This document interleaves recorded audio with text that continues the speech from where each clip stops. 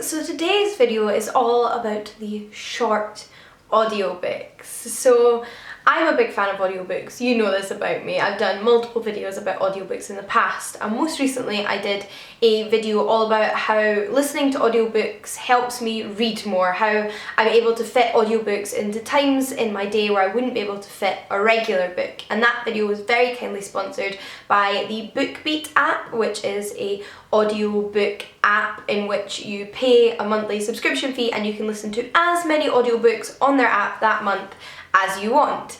Now, BookBeat got back in touch and asked if I'd like to do another video with them, and of course I said yes, because I have been thoroughly enjoying using their app since doing that initial video. A lot of the audiobooks you've heard me talk about recently I have listened to via BookBeat, like Eleanor Oliphant is Completely Fine or Persuasion most recently. So I thought, because one of my favourite things about BookBeat is obviously that you can listen to so many audiobooks in a month and not just one for your subscription fee, I wanted to talk about short audiobooks, because not only do audiobooks provide me with the opportunity to listen to stories at occasions I wouldn't regularly be able to consume stories. The other way I manage to read a larger quantity of books is by reading short books, and that way I get to try new authors and new topics without the commitment of hugely long narratives. And I quite often in the past have found myself steering away from shorter books on audiobook, however, because if I'm just buying one audiobook with my subscription fee or just a one-off payment, then I feel like I want to get as much listening time out of that money as possible. But something I've been able to do a lot more because of BookBeat is listen to shorter audiobooks, because obviously I don't feel like that's a waste of my money since I'm just paying to listen to as much as I want. I therefore wanted to recommend to you a selection of shorter audiobooks that I would recommend listening to. They're all books that I think are absolutely fantastic, and they're from a wide array of genres because, as you know me, I love reading broadly. So without further ado, let's get into the audiobooks. Now, March is the month of International Women's Day on the 8th. So I thought I would start off by recommending to you one piece of classic feminist non-fiction that you can listen to on audiobook, and that is Virginia Woolf's essay A Room of One's Own. Now, I love listening to non-fiction on audiobook. I think it's one of the reasons I've managed to consume so much non-fiction over the past couple of years. It really helped me get into non-fiction because I think it's a little bit less intimidating than reading physical non-fiction, listening to somebody read it to you. And quite often it just feels more like a conversation or going to a lecture or listening to a talk, and that's something I love to listen to. And A Room of One's Own is an essay that Virginia Woolf wrote, and like I mentioned, it's definitely a pretty famous piece of feminist literature. It tackles the topic of women's access to money in the time that Virginia Woolf is writing, which is the early 1900s, and how there are restrictions in society with money, property, guardianship, access to work and education deny them the same ability as men to create. And it created a gender imbalance in creative output and denied women the opportunity to explore things like academia and education and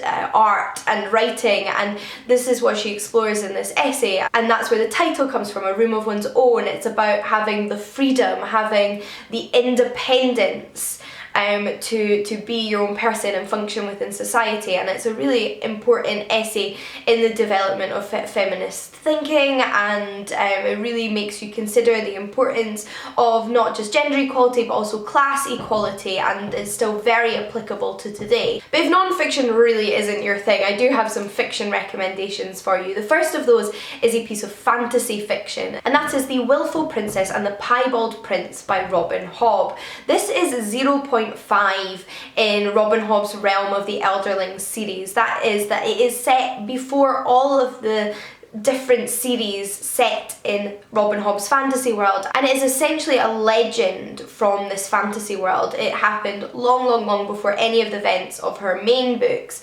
and it's about world building and constructing the mythology and legends of these people, and it's a story that people in the other books would tell one another and reference, and it helps, you know, bring this world to life, and it also provides a lovely new fantasy type fairy tale which I really enjoy. And because of it being set in the past, you can either read it as part of enjoying Robin Hobb's whole series if you're already a fan, or you can start there if you want an easy, short in to what are quite chunky fantasy books otherwise. It comes in two parts, suggested by the title, The Wilful Princess and the Piebald Prince. The first part follows the Wilful Princess, who is the queen in waiting to take over the Farseer kingdom. However, she has an affair and becomes pregnant without being married, and it's all about that. We then follow her son, the Piebald Prince, who is in a slightly uncomfortable position when he is born and grows up to take over the throne, because some obviously perceive him as illegitimate, and he also has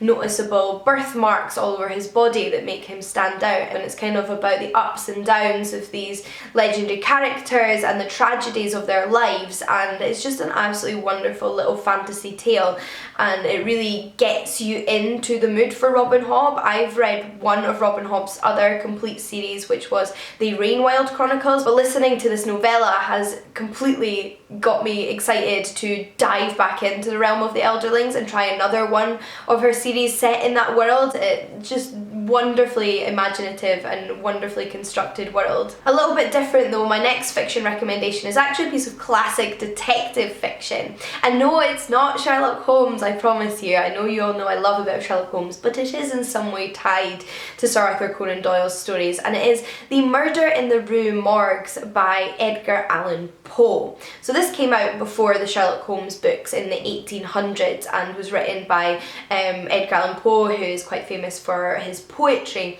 But he also wrote a few stories centred around a detective called Dupin, and these detective stories are told from the perspective of his unnamed companion, a relationship somewhat similar to that of Sherlock Holmes and Dr. Watson. And Sir Arthur Conan Doyle's Sherlock Holmes stories very much take inspiration in their structure and narrative style from Edgar Allan Poe's Dupin stories. They are in fact even referenced in some of the Sherlock Holmes stories, so if you like that kind of intertextuality and seeing what inspired later authors, then this is definitely one to check out. And if you just generally enjoy detective fiction, they are great mysteries, and The Murder in the Rue Morgues is one of the most famous ones, involving a slightly different culprit from what you might expect. I will say no more because it is very short, but if you're even vaguely interested in classic detective fiction or even modern detective fiction and just want to try some of the older stuff, then this is a great place to start. Another little bit of non-fiction I want to mention though is Dear Ijeawele, a feminist manifesto in 15 suggestions by Chimamanda Ngozi Adichie. This is another book on the theme of feminism. You know the kind of books I like by now. This one, however, is a piece of modern feminist non-fiction by the Nigerian author Chimamanda Ngozi Adichie, and it is a letter to her sister, and she wants advice on how to raise a feminist daughter in a world that is still very dominated by patriarchy and gender equality has yet to be attained, and how does she teach her daughter to be a feminist and to believe that she's entitled to the same things as men are and to treat everybody equally regardless of their sex from a young age. And this is the topic that Chimamanda addresses in this piece of non-fiction, breaking it down into 15 simple steps. And it is a great starting point for anybody who's vaguely interested in feminism and feminist non-fiction, as it's incredibly simple but very to the point and very important. Beginner stuff, but a lot of integral basis for understanding the importance of gender equality and how to attain that. So it's certainly not one to be overlooked, and yeah, I think it's just a great little introduction, and it really makes you consider both your own impact on young people and the outside influences that perhaps it's difficult to avoid, even if you're trying your hardest to teach them about tolerance and equality. Lastly, however, I couldn't not mention a little bit of children's fiction, because I just think this story is phenomenal on audiobook, and it's one I would highly recommend picking up on audiobook over reading the physical copy, and that is Coraline by Neil Gaiman. Now, firstly, this one is narrated by the author. I just think books narrated by the author bring them to life in such a wonderful way. You really get a feel for the expressions that the author was going for, and it's so immersive, and I just think it adds a whole new level. And Neil Gaiman is a fantastic narrator. Coraline is a children's book, but it is a dark children's book, somewhat in the vein of books like Roald Dahl's children's books, and it's certainly one that can be enjoyed by all ages. It focuses on Coraline, a little girl who is bored wandering around her family's apartment building with nothing much to do when she discovers a portal essentially to her other home where her other mother and her other father are living. It is pretty much a mirrored version of her own home, exactly the same with her mother and father there, except both of her other parents have buttons for eyes. And at first this is an incredibly exciting and intriguing place for Coraline to visit, but it quickly becomes quite sinister. As I said, this is quite a dark little children's book, and there's these little added bits of narration by these mice that are kept as pets by another one of her neighbours that are then performed in the audiobook as little songs, and it's so unsettling and so creepy and incredibly immersive that I just think you're missing out if you don't listen to this one on audiobook, because I just love the way that all of those little elements come together. And yeah, it reminds me of being a kid when I used to listen to Roald Dahl's books on cassette tape. It was such a spine-tingling yet absorbing experience, and this was the feeling I got with Coraline as well. But all of these audiobooks are in fact under 4 hours, so they are incredibly easy to squeeze into your busy schedule, whether you're looking for audiobooks to listen to when you're exercising or cleaning or on your commute or walking places. You can fit in these wonderful pieces of fiction or non-fiction no matter how much time you have in the day, I think. And especially if you're finding it difficult to kick off the new year with as much reading as you're hoping to do and really just need to complete a few things, then I think listening to short audiobooks is a fantastic way to go about that. I hope I've also given you quite a range of suggestions there. Like I mentioned, BookBeat has a wide selection of genres on there, and as somebody that really likes to try new things and explore new genres, that has been fantastic for me, and it's really easy to sort of go into all the different sections of their app and see what you're looking for. If you're looking for science fiction, or you're looking for self-help non-fiction or historical non-fiction or thrillers and mysteries, whatever could possibly pique your interest, you can give it a shot with this app, and I think that's really fantastic. But I would love to hear from you what your favourite short audiobooks are. Are there any audiobooks that come in at around under 5 hours that you would highly recommend I check out? Because I'm always up for more recommendations. But in the meantime, happy listening, and I will see you all again soon. Bye!